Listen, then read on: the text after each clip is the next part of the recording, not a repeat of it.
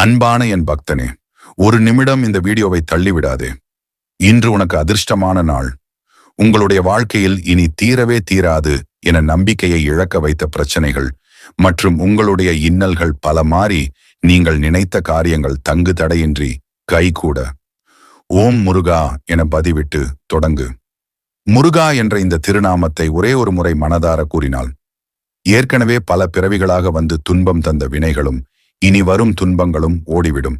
சுக்கிற்கு மிஞ்சிய மருந்தும் இல்லை, சுப்பிரமணியத்திற்கு மிஞ்சிய தெய்வமும் இல்லை என்பார்கள்.